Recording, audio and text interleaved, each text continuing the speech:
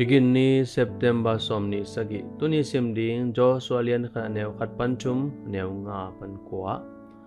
Moses to ka ma bangin nang to zong kongom ding hi nang kong tama sak ke dinga kong no se ke ding hi Joshua lian kha neu nga pasyanin hong no se ngei lo Israel gam siang towa Jesu lam siau na mun tea lam ka siau kha nuam ka sai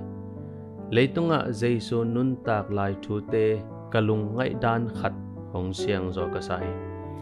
ahi zong ina phok na lampi tonin biakin pa in lam ka siau pen in ka tun te ka khe khong bo go phi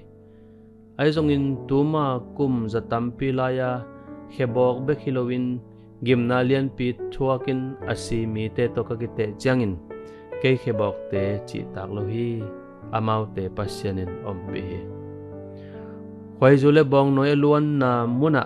amma to ki zuin nun tang no manga dingin pasyanin mi te na zolhi kam cham na gamalu tu changin gal tele khopikul te hangin lawai na tuak ding chi zong ama in chei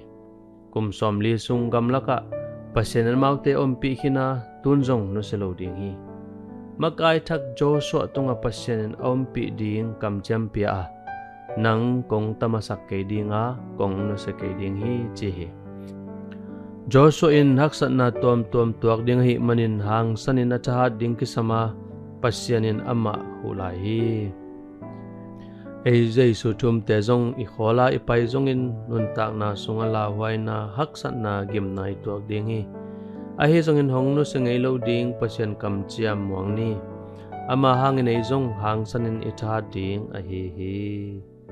Haksat na natua chiang pasyanumpi na nagkoy chinga hiam ina hu na le panpi na nga dingin ama nakoy chizot ding hiam hon papasyano gam sim tamahong paipi in zan khomial kalaw chiangin keito nungom khoplam hong tel chian sakin amen